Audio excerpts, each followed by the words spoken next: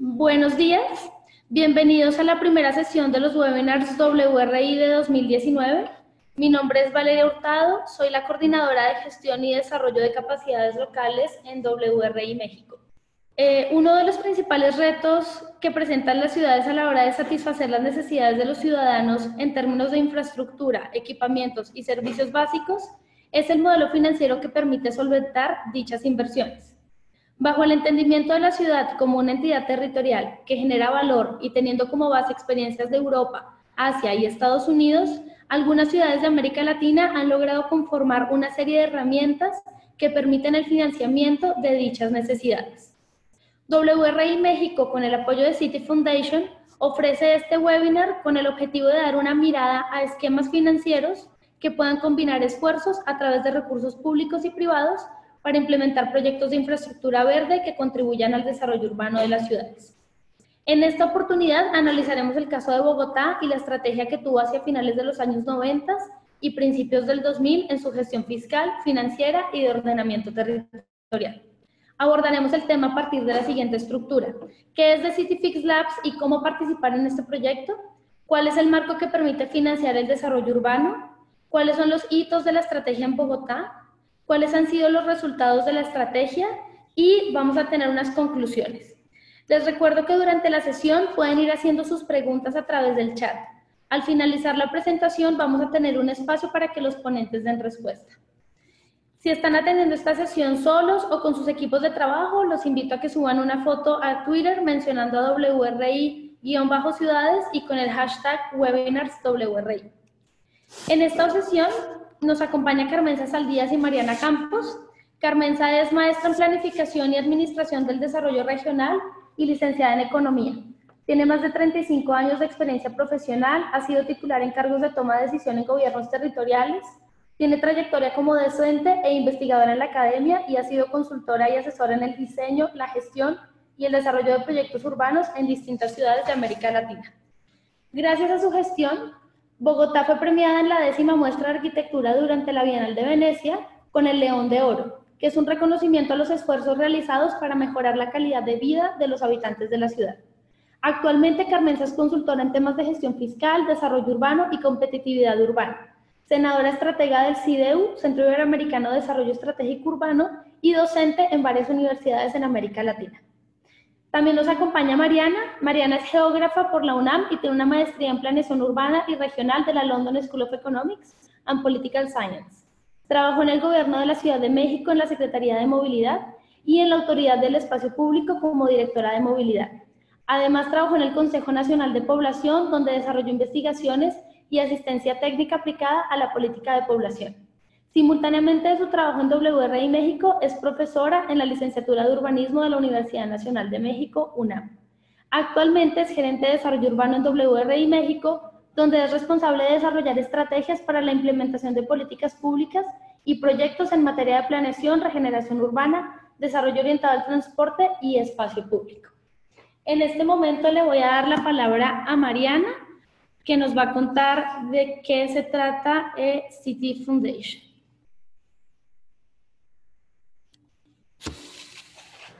Hola, buenos días. Muchas gracias a todos por acompañarnos. Hoy rápidamente les voy a hablar un poco sobre lo que es esta iniciativa de CityFix Lab que tenemos en WRI y que apoya City Foundation. Lo que queremos lograr con esta iniciativa es encontrar proyectos de infraestructura verde en las ciudades que se estén enfrentando a ciertas barreras para su financiamiento, para poder ayudarlas a encontrar esos modelos que les van a permitir implementarlos. Y bueno, rápidamente, ¿a qué nos referimos con proyectos de infraestructura verde? Pues digamos que en contraste a lo que es la infraestructura gris, que son infraestructuras que sirven para un solo fin, la infraestructura verde son soluciones que integran varios procesos o emulan procesos naturales y que nos ayudan a brindar diversas funciones y beneficios con una misma solución. El tipo de proyectos que estamos buscando principalmente son proyectos que tengan que ver con gestión hídrica, con eficiencia energética y con residuos sólidos. No obstante, pues también puede haber proyectos de todos estos temas que están viendo en su pantalla, arbolado urbano, espacios verdes, corredores verdes, etc. Con esta iniciativa no solo queremos apoyar a que haya estos proyectos de infraestructura, ¿no? O sea, en el fondo lo que queremos hacer es que las ciudades puedan avanzar en la mejora de la calidad del aire, en acciones para mitigar el cambio climático, en reducir la inequidad, en gestionar riesgos y reducir vulnerabilidad, y pues al final mejorar la calidad de vida de los habitantes. ¿Quiénes pueden participar? Pues la convocatoria está abierta, está principalmente orientada a gobiernos locales. No obstante, estamos abriendo la posibilidad de que si hay alguien en la iniciativa privada o en la sociedad civil o la academia que tienen algún proyecto y que ya lo han comentado con el gobierno y el gobierno los está apoyando, está de acuerdo con el proyecto, que también puedan participar con el único requisito de que eso, nos demuestren que hay este apoyo para el proyecto, ¿no? ¿Cómo participar? Bueno, tenemos una página www.thecityfixlabsmexico.org. La convocatoria está abierta hasta el 15 de febrero, así que quedan buenos 15 días para preparar sus propuestas. Ahí mismo en esa página está la convocatoria, todas las reglas y el formato de registro. Para seleccionar a los proyectos contamos con un jurado de especialistas, gente del Banco Mundial, gente del BID, gente de ICLEI, gente de la Asociación de Bancos de México, que estará revisando todos los proyectos que nos lleguen y estará seleccionando aquellos que logren demostrar mayores impactos sociales, ambientales y económicos, que el grado del proyecto, de desarrollo del proyecto, perdón, nos permita entender que el proyecto es algo más que una idea, que ya hay algo de investigación, que hay algo de estructura técnica, pero que todavía nos permitiría poder incidir en cómo se estructura este proyecto. Los proyectos que tengan un alto potencial de implementación también tienen muchas posibilidades de ser seleccionados, es decir, aquellos que ya tengan pues proyectos ejecutivos o quizá estudios o quizá algunas autorizaciones, aquellos que se encuentren alineados con los planes de desarrollo de las ciudades, o incluso que tengan algunos recursos asignados, ¿no? No necesariamente, pero bueno, todas estas cosas nos hablarían de que tienen alto potencial de implementación. Aquellos que demuestren viabilidad técnica, legal y financiera, y aquellos que veamos que no son proyectos aislados y únicos, sino que la experiencia que tengamos con esos nos puede ayudar a generar este mismo tipo de proyectos en otros lugares. Y bueno, de nuevo la página es www.thecityfixlabs.com, ahí pueden registrar su proyecto. Y bueno, ¿qué va a pasar? Los 5 proyectos que seleccionemos van a pasar por un proceso de incubación durante 8 meses, en los que vamos a trabajar de la mano con los equipos que estén promoviendo este proyecto para encontrar los modelos de negocio, los esquemas financieros que van a poder hacer viable su proyecto. Van a recibir asesoría técnica especializada, van a participar en talleres, va a haber trabajo 1 a 1 con expertos nacionales e internacionales, sí en temas de infraestructura verdes, pero sobre todo expertos en la estructuración financiera de proyectos. Vamos a tener la oportunidad de intercambiar experiencias entre los 5 proyectos que seleccionemos y finalmente vamos a ayudarles a hacer el link y a ligarlos a la vinculación con posibles inversionistas u otros actores importantes para lograr la implementación de su proyecto.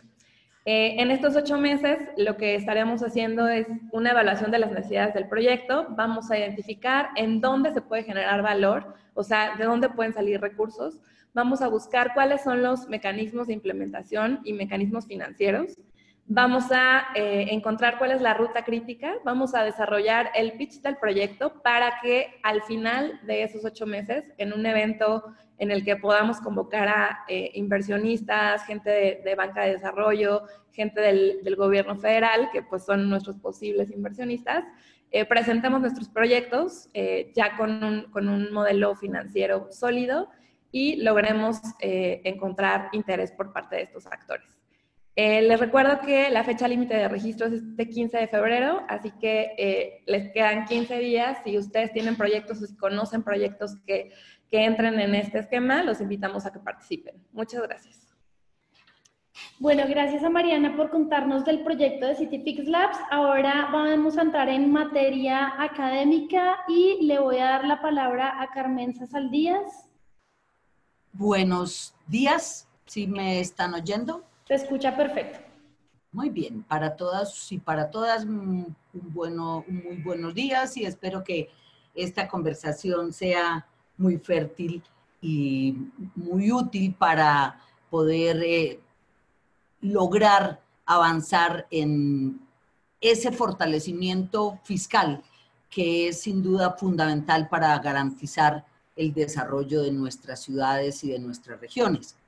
Y yo quisiera mencionar que Valeria señalaba que Bogotá recibió en el año 2006 un premio por su esfuerzo, pero en 1996-97, la primera vez que nos hicieron un reconocimiento internacional a lo que se estaba haciendo en Bogotá, justamente fue un reconocimiento a el desarrollo de nuevas oportunidades de financiación del desarrollo territorial.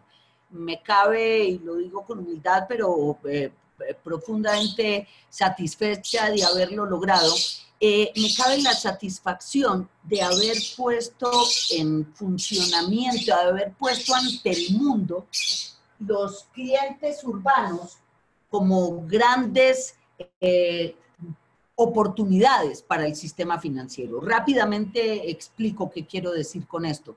En 1995, las ciudades y las regiones no tenían ninguna posibilidad, muchas no lo tienen aún hoy, de financiar su propio desarrollo. En lo fundamental dependían de lo que les mandaban las naciones y solo eventualmente alguna tenía algún margen de maniobra con fuentes propias.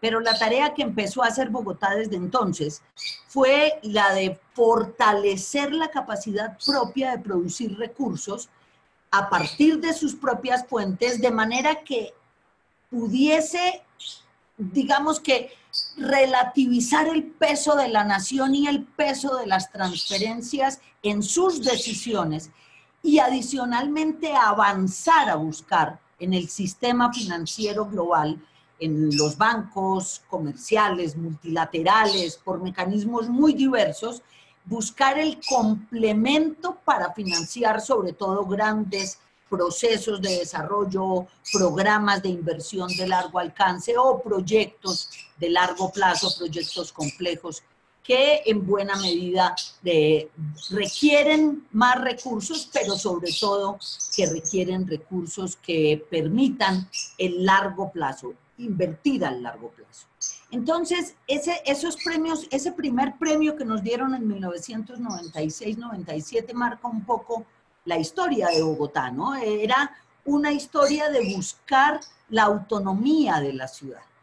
Pero déjenme dar un pasito atrás para decir que, en todo caso, tengan en cuenta que cuando Bogotá aborda toda esta tarea, una buena parte de lo que ya traía el equipo, los equipos que venían trabajando en esto, es algo sin lo cual es imposible abordar seriamente estas tareas, y es conocimiento.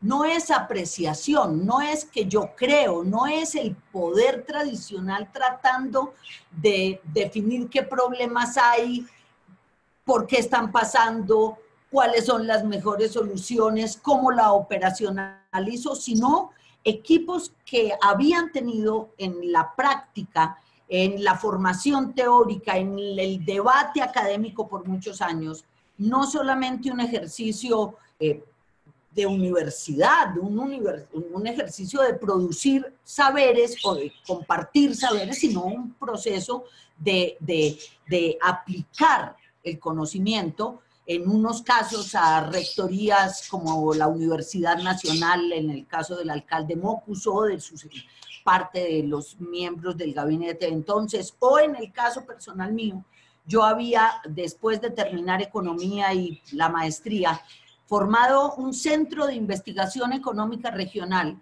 y aunque yo no había sido funcionaria pública desde el Centro de Investigaciones Regionales, nosotros ya habíamos entendido qué era el presupuesto público, cómo se aplicaba a los territorios, a las regiones, qué le tocaba a cada una o no, cómo estaban las fuentes propias. Ya habíamos construido con todo el instrumental económico de finanzas y de economía, con el instrumental de matrices de insumo, producto, comprensión de cuentas económicas, en fin, todo lo que la economía daba. Ya teníamos forma de aproximarnos a explicar los problemas, las realidades territoriales y a tratar de construir soluciones que estuvieran alineadas con el tipo de problema, consistentes con los diagnósticos y con capacidad real de transformar y de resolver efectivamente las situaciones. Estas cosas las menciono porque el gobierno de las ciudades, y con esto preciso como el primer gran elemento que hay que tener para poder potenciar el desarrollo territorial, es el tener unas instancias de hacienda y planeación que deben ser, en la medida de lo posible, muy potentes. Muy potentes es que puedan, que permitan que allí haya quienes den línea con un sentido de realidad, de veracidad, de confiabilidad suficiente como para poder transformar los procesos de toma de decisiones. Porque en realidad las finanzas territoriales, la gestión del desarrollo territorial, no es solamente un problema operativo, de cómo me gasto una plata y dónde la pongo, sino de para qué fin, para qué propósito eso está yendo y cómo es que ligamos, cómo es que hacemos converger los distintos aspectos en torno a un proyecto de sociedad en el que Hacienda, Planeación, las entidades principales que tienen que ver con el desarrollo y la financiación, lideran a partir del conocimiento, de un saber, de una información, de una construcción de propuestas informada, debatida, consensuada, que por lo demás ya entraremos en algún detalle hasta donde alcance, pues van a requerir instrumentos y mecanismos muy, muy diversos para poder involucrar siempre ciudadanía real, para poder involucrar sector privado, sociedad civil y el propio gobierno en la construcción y sobre todo en la aplicación de las soluciones. Porque se puede ganar el espacio para proponer ideas muy sólidas, se puede ganar el espacio para lograr que la decisión sea tomada en ese sentido, pero si no se controla a quienes ejecutan, y en la ejecución aparece desde el ciudadano o el tendero en su pequeño negocio hasta la gran actividad, va a ser muy difícil que logremos aplicar todos estos instrumentos que están, yo diría, disponibles de muchas maneras, en mucha teoría, pero sobre todo en centenares de ciudades que en los últimos 25 años, desde que Bogotá empezó esto, han ido construyendo caminos para usar mecanismos e instrumentos de financiación que les permitan ganar autonomía como gobiernos territoriales y como entidades territoriales. Entrando en materia, yo diría, Valeria, tengo algún problema porque no estoy pudiendo pasar la presentación yo, si me excusas. Sí, te estoy escuchando, pero necesito que aceptes el control de la pantalla. Ya te lo envié, debe salir algo en amarillo para aceptar el control. Ya estoy picando allí arriba, dice puede controlar la pantalla de Valeria, pero todavía no me está bajando. Bueno, entonces muévemela tú, por favor, para que no nos demoremos. Porque sigue un poco más y vamos a el primer, la siguiente. La primera herramienta que yo recomiendo, y se los digo honestamente, que pueden estar usando de manera permanente es la construcción de, yo los llamo mis monachos, estos esquemas, alguno dirá un intento de mapa conceptual, o sea, pero hay que ilustrar qué es lo que queremos, ¿no? Hay que tratar de entender para dónde es que vamos. Muy rápidamente, yo no entraré en el detalle de esto, porque lo que quiero es, entendiendo que la ciudad y el gobierno territorial tienen muchos temas por tratar, en realidad, siguiente, Valeria, la ciudad, los gobiernos territoriales tienen su ámbito de competencia entre ese factor que yo llamo la gestión de lo público, la sostenibilidad territorial y un compromiso de construcción, de disposición de plataformas, tanto plataformas, digamos, de habitabilidad como plataformas de competitividad, como plataformas de institucionalidad. Casi que es como el software, como los sistemas operativos que van a hacer que la administración haga que el sistema regional opere.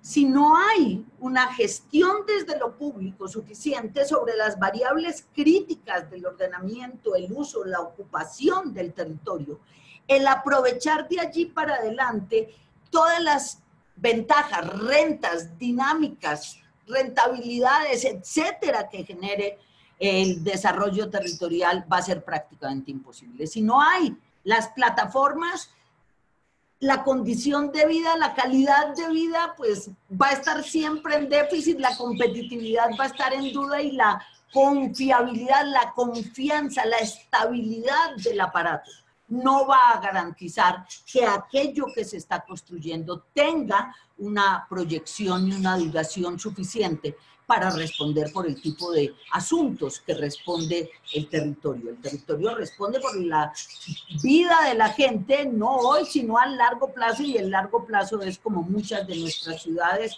500 años, 1000 años, 2000 años, no se acaba. No se termina de hacer la ciudad, no se termina de darle calidad de vida, no se termina de desarrollar formas para comprometer a la ciudadanía y a la sociedad con esa construcción de futuro. Así que ahí está. Y siguiendo en ese camino, siguiente, Valeria, entonces, en realidad, los grandes, para mí, repito, yo estudié economía, planeación, me he movido en este mundo y tengo el sesgo puesto allí. Quizá tenga que relativizar la afirmación, pero en lo fundamental es en los instrumentos fiscales, tributarios y de política de suelo, por un lado, y en todos los instrumentos que nos da la planeación en sus distintas escalas, en donde realmente tenemos la capacidad de llegar a producir todos esos objetivos de fin, de propósito último, que son la calidad de vida, la equidad, la productividad, la sustentabilidad. Estos objetivos no se logran si yo no puedo desde el aparato territorial gestionar entre la planeación y la fiscalidad, ordenar e ir distribuyendo el producido que sale del usar suelo, del densificar el suelo, del usar el suelo para 1000 cosas distintas. ¿Por qué pongo el énfasis en el suelo? Porque el factor de producción principal de la construcción de lo territorial es suelo. O sea, las ciudades se construyen sobre suelo. Hay otras cosas que se pueden construir en el aire, pero la ciudad y las casas y la realidad se construyen sobre suelo real, como que todos y todas necesitamos estar en este minuto sentaditos en alguna parte y conectados a alguna parte. Ese suelo que hay que disponer para que cada quien resuelva cada uno de los tipos de demandas, necesidades, expectativas, oportunidades, etcétera, que tiene en ciudades que son de 100.000, de 1 millón, o de 10 millones, o de 20 millones de habitantes, es lo que se convierte en la fuente principal de producción de riqueza urbana. Ni más faltaba, no lo digo yo, esto está dicho por Ricardo en la economía hace años, y yo no me canso de decir que hasta que nosotros no entendemos eso, todavía no estamos en la economía capitalista, estamos apenas en una economía feudal, mercantil, que está poniendo el énfasis en la venta de mercancías, en la especulación por otras razones, pero nunca en el aprovechamiento de la rentabilidad que le da el disponer de su recurso principal, que es el suelo. Y el suelo tiene valor, lo decía también Ricardo, bueno, se sigue discutiendo y hay que aprender a manejar aquello. Tiene valor porque el gobierno le da valor. El Estado a través del gobierno, a través de los instrumentos de planeación. El suelo en sí mismo, decía la teoría clásica, no vale, con él no se puede hacer nada, él vale por lo que se puede hacer con él, por lo que se puede destinar para ese suelo, el producir agrícolamente o el poner vivienda o poner industrias o centros comerciales, eso cambia radicalmente el valor que tiene ese suelo. Pero Ricardo decía, ese suelo no tiene precio, no es un precio en sí mismo, es una renta, y esa renta depende de los derechos que el Estado le da.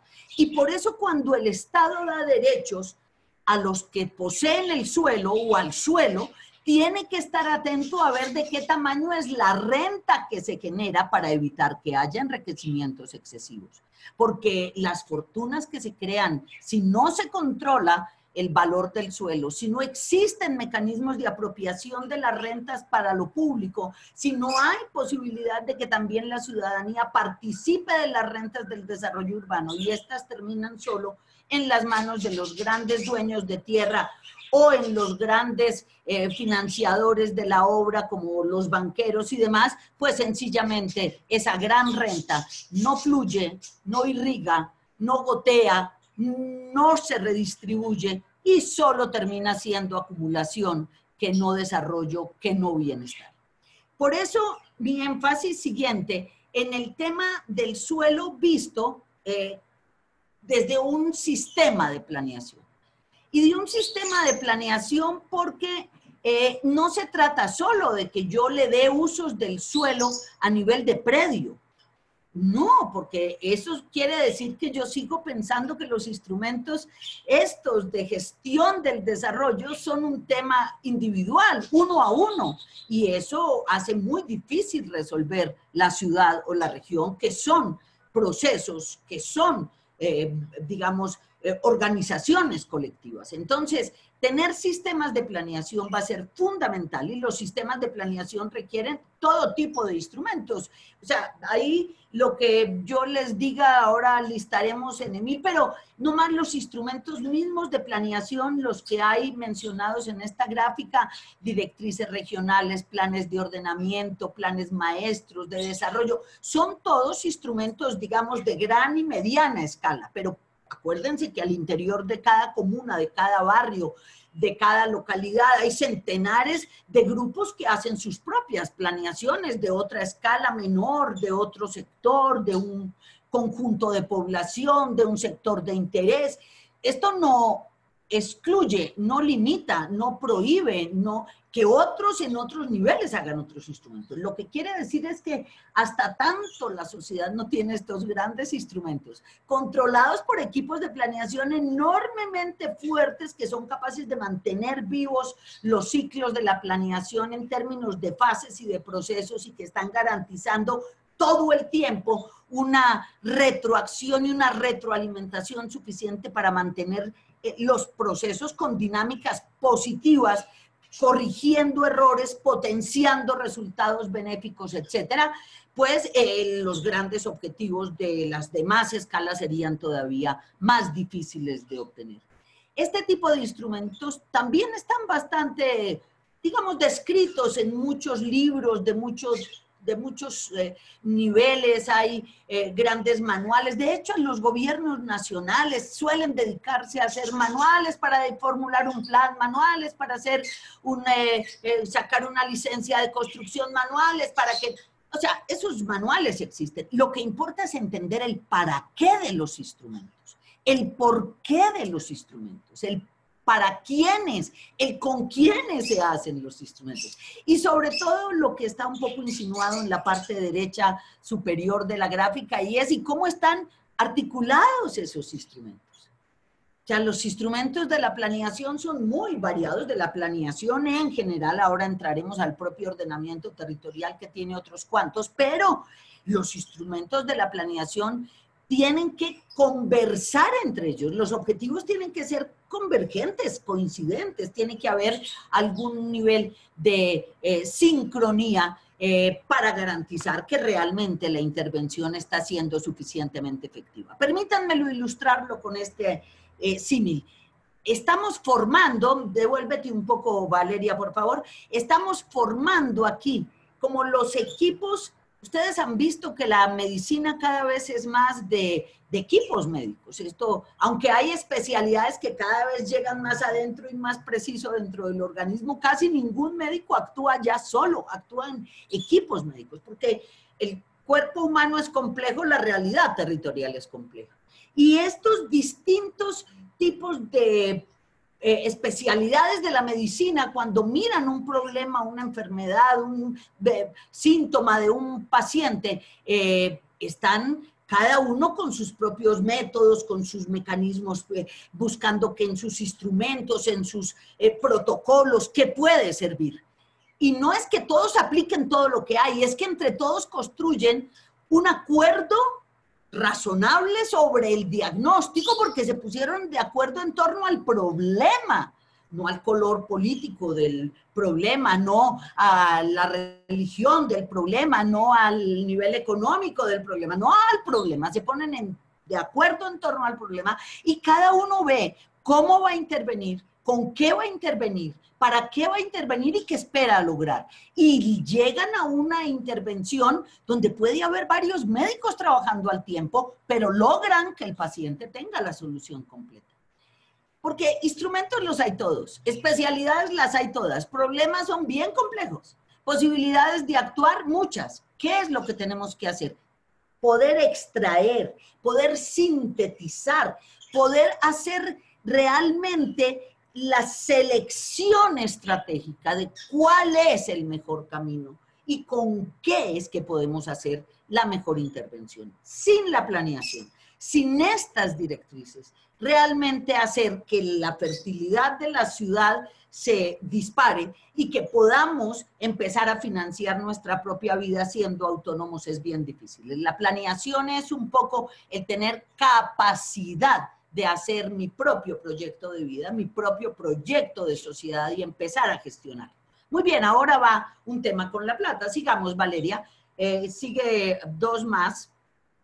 La siguiente, porque en realidad, ¿de dónde viene la plata? Se los decía, pues, del disponer suelo, como lo dice la planeación, que hay que dejar estos sectores para barrios nuevos, de estas características, de vivienda de varios pisos, con usos mixtos, o de decidir voy a guardar estas zonas de protección y voy a hacer parques en este sector y los criterios para hacer infraestructura verde van a ser estos.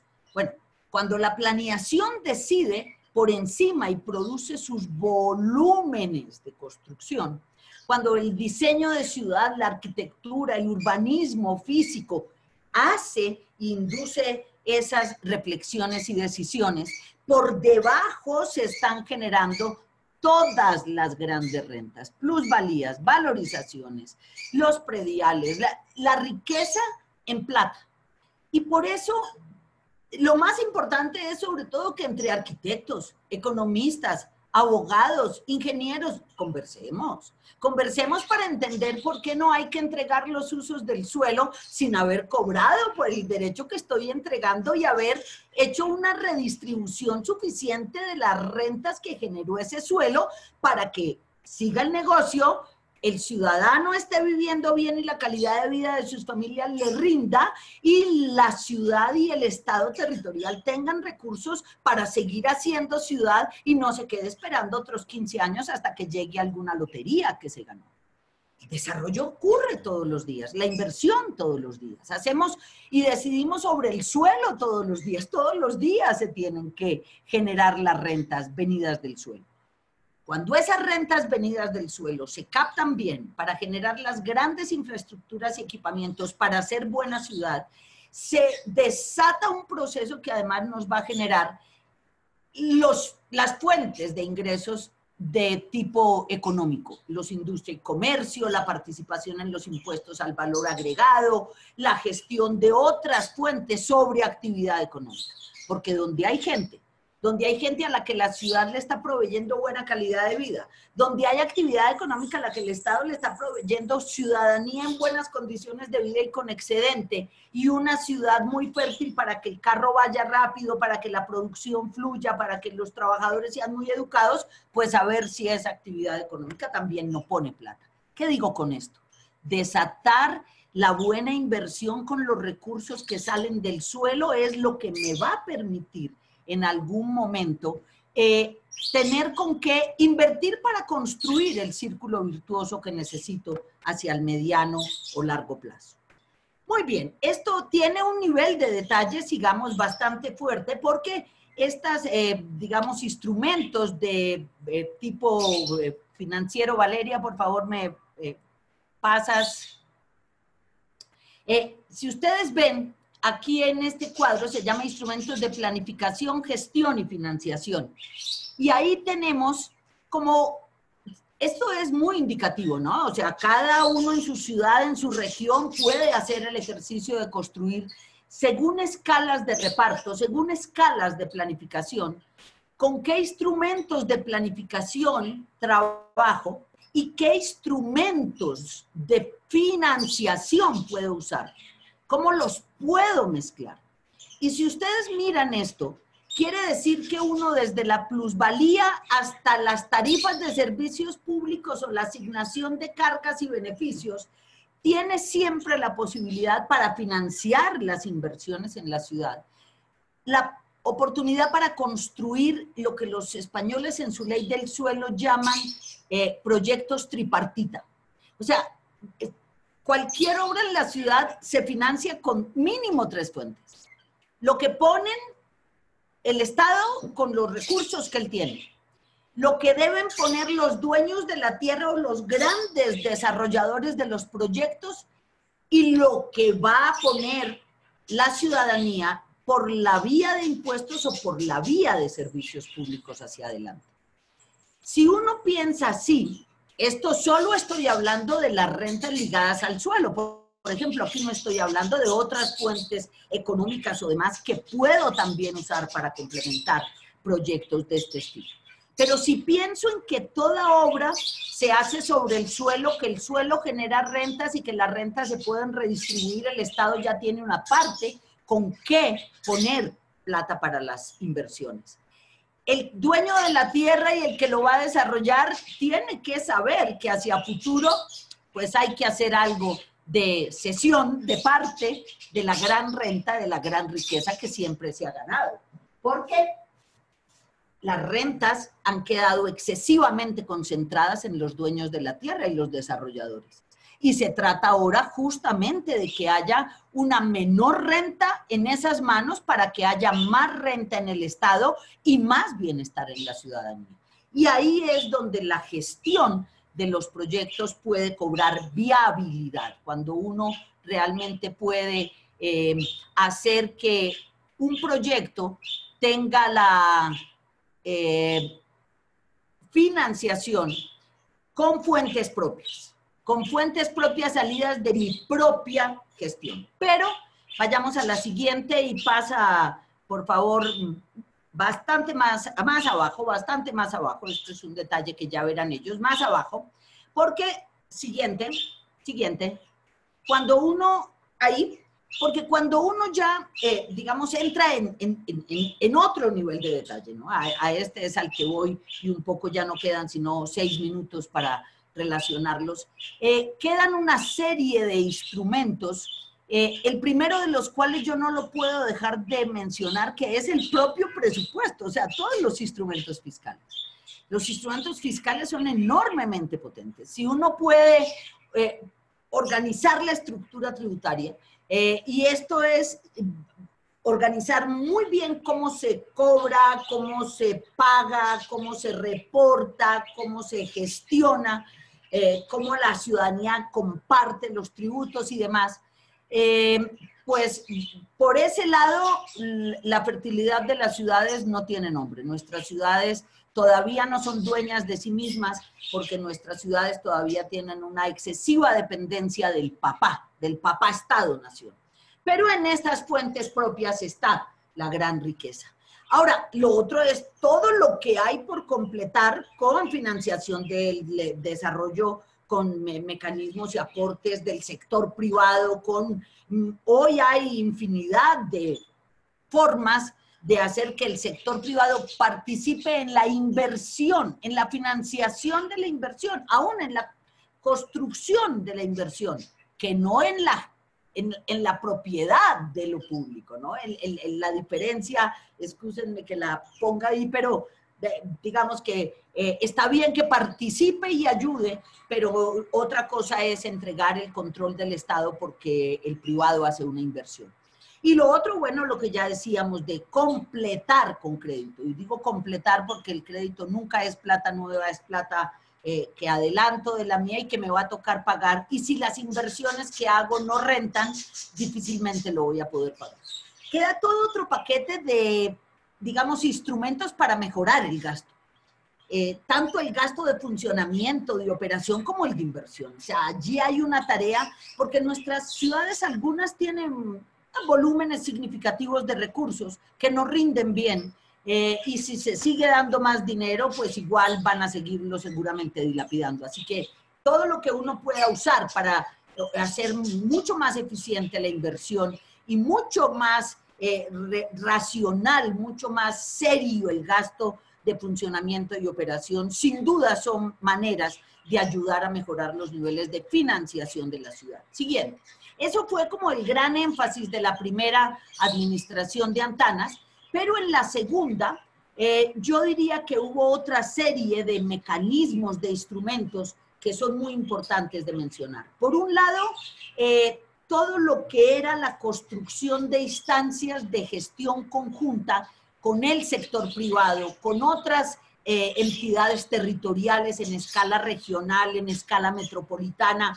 Esos son mecanismos absolutamente fundamentales y llevan aparejados instrumentos de financiación que pueden ser muy importantes. Hacer trabajo en escala regional, poner en escala regional algunas ideas, las plusvalías, el cobro de los sistemas de cargas y beneficios, tener algunos de los grandes proyectos regionales que compartan cobros de valorización, son elementos absolutamente fundamentales. Pero igual con el sector privado hay que hacer un tejido, hay que ayudar a conformar consejos de competitividad, comité intergremial, en fin, el poder hacer alianzas para garantizar que la gobernanza territorial se realiza.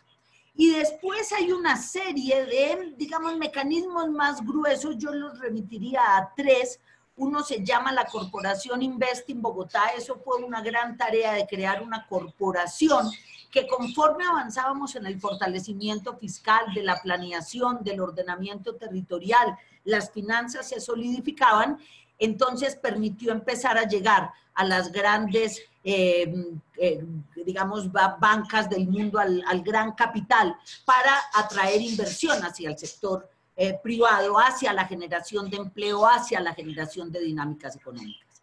Y trabajos que se hacen con los gremios de la producción, de la Cámara de Comercio, de la ANDI, etcétera, para enfocarse en todo este tema de los emprendedores y ahora de las nuevas economías, sin duda dentro de este marco de desarrollo sostenible, porque hoy todas estas tareas caben dentro de lo que conocemos como los objetivos de desarrollo sostenible, y sin duda es en ese marco donde la financiación del desarrollo cobra nuevos argumentos, nuevas metas y sobre todo viabilidad para convencer a quienes fueron reacios tradicionalmente, que fueron los gobiernos nacionales y algunos sectores dueños de la tierra y del gran capital. El tiempo va llegando a su fin, ustedes verán que son temas que seguramente pueden desarrollarse y deben desarrollarse mucho más ampliamente para ir al detalle suficiente, pero lo que puedo darles es, y les mandaremos en el día de mañana, tal vez de aquí al lunes máximo, una bibliografía muy extensa sobre todos los elementos, todos los procesos que se llevaron a cabo en estos temas y que tienen suficiente información de detalle. Yo ahora quería, sobre todo, poderles transmitir una certeza, es la certeza de que si la población crece y la actividad económica crece, los recursos fiscales tienen que estar creciendo. Y si hay posibilidad de tener recursos fiscales a disposición para empezar a planear conforme lo que la ciudad en su autonomía considera, la oportunidad está servida. Las experiencias de muchas entidades que trabajan con ciudades lo indican. Y los socios principales para hacer ciudad son la ciudadanía. Así que todos estos temas tienen una oportunidad que nace de que la hacienda y la planeación se conviertan en el centro motor, en el centro de pensamiento, en el disco duro de la sociedad, y él se encargue de gestionar desde allí con convicción y con muy buena base conceptual y de conocimiento, la argumentación y el convencimiento a la ciudadanía. Yo creo que lo pueden hacer y en lo que podamos responder a sus inquietudes estaré lista. Muchas gracias, Carmenza. Tenemos una pregunta de Tiani Torres. Ella pregunta, en Ciudad de México hace poco se propuso el pago por plusvalía. Sin embargo, no se logró debido a que la población temía que los precios podrían ser elevados e incluso llegarían a perder su vivienda. También se pensó que era para beneficiar a los inmobiliarios. ¿Qué hace falta? Aquí viene la pregunta. ¿Qué hace falta en las ciudades para poder aplicar dichos instrumentos o cómo debería instrumentarse? Muy interesante pregunta. Estuve hasta anoche en México y hablé con varias personas sobre este debate que se dio hace poco y que lamentablemente todavía no se concreta, pero yo creo que es un propósito que más tarde o más temprano tendremos que abocar. A ver, yo creo que en las ciudades para poder aplicar dichos instrumentos falta modernidad. O sea, falta quien ayude a entender que la plusvalía es la manera de traer el suelo como factor de producción a la construcción de ciudad y que pague como pagan todos los demás factores de la producción o deberían pagar justamente porque rentan. Mientras el suelo no paga, el suelo sigue siendo un factor de derecho divino entregado por el rey para enriquecer a unos pocos que viven de la acumulación de suelo, no del suelo productivo. Y entonces, pues lo que las ciudades tienen que tener para poder aplicar ese tipo de instrumentos como la plusvalía es modernidad, es ciudadanía formada, informada, ciudadanía consciente de en qué mundo vivimos.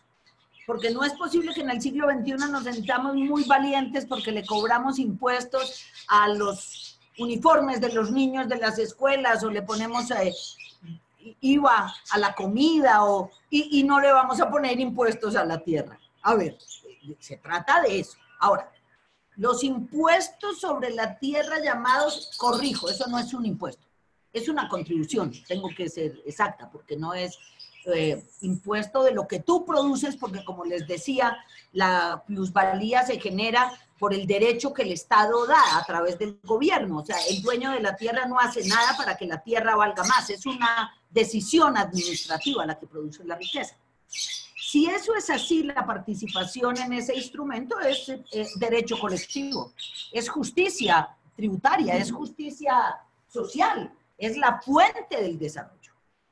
Por eso, en buena medida, Europa es lo que es. Está construida las ciudades europeas, porque cuando salieron del medioevo, 1700, 1800, les tocó empezar a pagar. Y eso hay que hacer. Ahora, ¿cómo debe instrumentarse? Hay que hacer un proceso muy juicioso de concientización, si se quiere. Hay que trabajar pedagogía para formar a los funcionarios públicos, para informar correctamente a los políticos, para informar a la ciudadanía ampliamente, para cambiar la apreciación de los medios de comunicación, para cambiar la apreciación hasta de los empresarios. Porque la verdad es que por techo del mercado, la vivienda no puede costar más de lo que ya vale, porque eso es lo que la gente puede pagar. Cuando la plusvalía se paga en el desarrollo de un proyecto de vivienda, de la construcción de un edificio para cualquier uso, en el cambio de un uso del suelo por cualquier razón, quien va a pagar la plusvalía es el dueño de la tierra. Y hay que ayudarlo a que él entienda que es que él va a tener que renunciar a una parte de una ganancia que ha sido históricamente exorbitante. Y hay que hacer pedagogía para que la ciudadanía sienta que no es ella quien va a perder su casa. Que si algún predio de su propiedad estuviera afectado por plusvalía, la plusvalía misma va a producir la cantidad de dinero suficiente para que él pueda seguir viviendo. En ningún momento atenta contra el derecho a propiedad, contra el derecho a vivienda, atenta contra el aprovechamiento excesivo de la renta del dueño de la tierra. Los dueños de la tierra suelen ser muy pocos, sobre todo los dueños de la tierra que pueden transformar y estar reconvirtiendo, que pueden estar renovando, tumbando para volver a hacer, cambiando de uso radicalmente. La mayor parte de la ciudadanía es dueña de una casa o de un edificio, de un apartamento, perdón, en un edificio, y no es a él a quien va a afectar. Pero esto requiere pedagogía, hay que hacerlo mucho, hay que hacer un trabajo gigantesco. Yo se los digo porque Bogotá estuvo trabajando, yo empecé a discutir la plusvalía cuando empezamos a revisar el plan de ordenamiento en el año 2003 y estuvimos todo ese año 2003 en talleres acompañados por entidades internacionales que apoyan estas reflexiones. Cuando logré la aprobación del POT, también logré la aprobación de la plusvalía. Creo que Bogotá es de las pocas ciudades que tiene la plusvalía aplicada, pero yo creo que ella causa un efecto cultural, un efecto económico, un efecto social que se llama modernidad, que se llama entrar en una economía realmente donde todo el mundo paga lo que le corresponde. Carmenza, tenemos varias preguntas, se animaron ahorita al final. Una de las preguntas es, ¿cuáles eran los canales de formación, información que incentivaron a la población para pagar, por ejemplo, plusvalías o cargas, contribuciones de mejoras en Bogotá? ¿Cuáles fueron los canales de formación? O sea, ¿cómo fue esa formación de la ciudadanía para lograr el recaudo que tiene hoy en día Bogotá? Bueno, yo voy a poner 3 elementos no son todos, no es exhaustivo, pero creo que están bastante sólidos para explicar. La primera era el desastre que era la ciudad, o sea, el primer argumento para convencer a la gente que había que hacer algo distinto, y ese algo distinto era pagar todo lo que había que pagar y que todos tenían que pagar, era que la ciudad estaba hecha un desastre. Esto no arrancó con el plan de ordenamiento en el año 2000, 2003, sino que está desde 1991, 92, 93, que la ciudad ha llegado al tope del caos. Y ese caos, tocar fondo, fue lo que permitió que cuando se le empieza a hablar en el año 94, 95 a la ciudadanía de que hay que pagar, de que todos ponen, de que tenemos que contribuir, de que tenemos que recuperar nuestra propia fuerza fiscal, tenemos que ser capaces de salir adelante autónomamente porque tenemos un problema que vale billones de pesos resolver, la ciudadanía entendió, la ciudadanía entendió. Eso se apalancó en que esa primera ola de pago del impuesto predial en 1995 estuvo acompañado de un compromiso de recurso público, recurso sagrado, un compromiso de manejar muy bien la plata. Entonces creo que en esa primera ola la gente lo creó. La segunda parte fue porque la reflexión, el debate que se dio con la formulación del plan de ordenamiento, pero sobre todo después de la formulación del plan de ordenamiento vino el desarrollo de todos los otros instrumentos que desarrollan el plan de ordenamiento, que son los planes maestros, las UPZs, los planes parciales, los planes zonales, los proyectos estratégicos. O sea, esto era... Había tarea por todas partes en la ciudad, hablando sobre el tema de la planeación, hablando sobre cómo queríamos que quedara mi localidad, mi barrio, mi comuna, qué queríamos de alturas, dónde queríamos parques, esto cómo iba a ser, qué ancho se iba a poner en las vías que no estaban construidas. En fin, todo esto hizo que la gente cobrara noción de que el ordenamiento generaba recursos y que nadie iba a pagar por el ordenamiento, sino la propia ciudadanía que pagaba sus impuestos. No había nadie más. Y la gente creo que maduró. Y maduró, lo digo porque psicoanalíticamente el inconsciente colectivo de los bogotanos se volvió un inconsciente que cumple el deber de tributar. Nosotros llevamos más de 23, 24 años y la ciudad es realmente sorprendente en el pago de impuestos. Creo que lo hace bastante bien, pero es básicamente porque el debate público sobre el caos de la ciudad, sobre el plan de ordenamiento y sobre la plusvalía que se realizaron en muy distintos momentos, escalas con públicos muy variados que fueron de enorme penetración, permitieron que la ciudadanía casi que en general quedara enterada y quedara informada y formada como ciudadanía cumplidora del deber. Listo. Carmenza, tenemos unas últimas 2 preguntas. Hay una pregunta que de hecho es un debate que se está dando en este momento en términos de instrumentos de gestión del suelo, y es que pregunta Renata Briones: ¿hay posibilidades de comprometer plusvalías futuras para financiar inversiones presentes? ¿Esto se hace? ¿Va en aumento? A ver, hay países que tienen un mecanismo que se llama vigencias futuras para la contratación de proyectos de mediano o largo plazo, y esos proyectos necesariamente tienen que tener fuentes de recursos a futuro. ¿Cuál es el riesgo? Que si no se tiene muy sincronizada la planeación física y la planeación socioeconómica y fiscal, uno puede cometer errores de inflar expectativas con las plusvalías. Las plusvalías se calculan fácil y son muchas, pero cobrarlas es un proceso de producción de suelo y de ciudad que es complejo y que es muy serio, para el cual lo primero que se necesita es un catastro de tipo 1A AAA. Si uno no tiene catastros actualizadísimos, si uno no tiene catastros casi perfectos y al día, la plusvalía es una fuente de especulación. Y creo que allí es donde la moderación, la previsión, la prudencia es la regla de oro de la búsqueda del oro.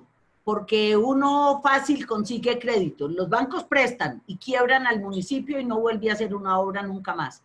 Los bancos y el sector privado hacen obras, claro que las quieren hacer, pero si no hubo cómo pagarles, después se vienen las demandas contra el municipio y no terminamos en varias generaciones de asumir la carga. Así que hay que tener mucha prudencia para poderle poner plata real. ¿Hay cómo poner plata real? Lo que hay es que montar primero lo primero para poder que después llegue el flujo de recursos que sin duda está asociado al desarrollo urbano.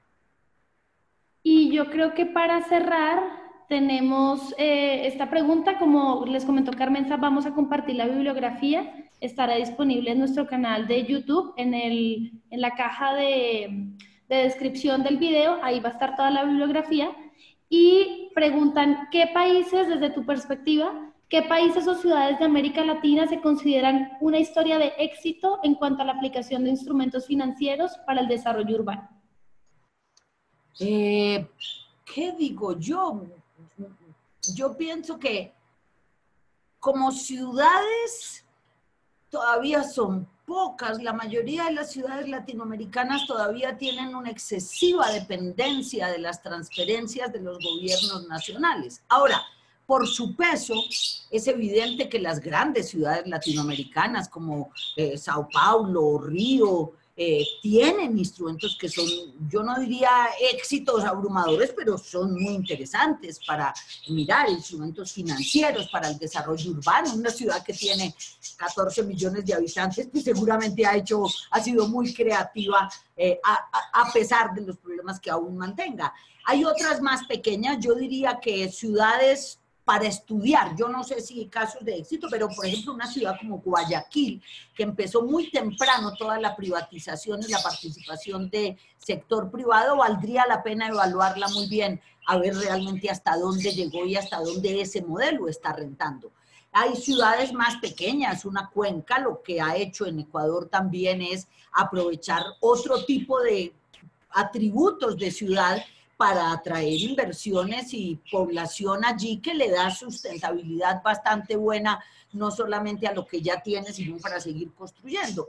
Digamos que ciudades, cada una mata las pulgas a su manera. Lo importante es, muchos casos de estos están documentados. Yo les contaba, trabajo con el CIDEU, y el CIDEU es una red de ciudades de 25 años que tiene más de 600 casos documentados y un gran paquete de los proyectos documentados tienen la estrategia financiera también contada y han sido muy variados. Entonces, creo que contestaría para sintetizar de esta manera. Nosotras estamos todavía muy en la infancia del uso de estos instrumentos porque nuestras ciudades todavía son muy dependientes de los gobiernos nacionales. Pero muchas están madurando, muchas se están volviendo grandes, muchas están volviéndose autónomas y la autonomía pasa por mirar yo misma dónde tengo mis fuentes de recursos, no una. Mientras más tenga, mejor, porque es como en los ingresos personales. Si uno solo vive del salario, a veces la pasa un poco duro, excepto que el salario sea muy estable. Pero si tengo varias fuentes de recursos en proporciones adecuadas, problemas como los del desarrollo se pueden abordar razonablemente. Yo diría que si uno va y mira cuáles son las mejores ciudades de América Latina, podría desenrollar el hilo para preguntarse por qué y cómo esas ciudades están logrando lo que logran. Una Montevideo, que es de las ciudades medianas, no es la gran ciudad, pero es una ciudad de excelente calidad. Pero también hay, es que no quiero ser injusta con tanta pequeña y mediana ciudad que hace su tarea y sin que nadie lo sepa, es autónoma y se provee su propia vida. Así que espero que puedan encontrar en los documentos que les voy a entregar, de hecho puedo darles una bibliografía bastante abultada, algunos ejemplos de ciudades y de regiones que aplican, aprenden y siguen para adelante. Pues muchísimas gracias, Carmenza. No sé, Mariana, si quieres dar alguna última. Bueno, me han estado preguntando mucho a través del chat cómo participar de CityFix Labs. Por favor, entren a la página que Mariana les dio en un principio. Si tienen dudas adicionales, está mi correo electrónico, el de Mariana, también el de Carmenza. Y por ahora, pues agradezco su participación en este webinar y los invito a nuestra próxima sesión el 14 de febrero, en el que nos acompañará Griselda Elizondo, directora, y Guillermo Ríos, subdirector del Implan de Reynosa, junto con Tania Medina, para compartir los avances, resultados y aprendizajes de involucrar procesos de participación ciudadana en la elaboración de instrumentos de planeación. En su caso, para la actualización del Programa Municipal de Ordenamiento Territorial y Desarrollo Urbano, entendiendo la planeación como un proyecto de todos. Toda la información de nuestra programación de webinars la pueden encontrar en la página de cityfixlearn.org y si quieren también saber un poco más de nuestros eventos y de nuestra oferta de programas, pueden entrar a al Twitter de @WRI_ciudades o en Facebook a WRI México_ciudades. Muchísimas gracias a todos por su participación y a ti, Carmenza, por habernos acompañado en esta primera sesión del año.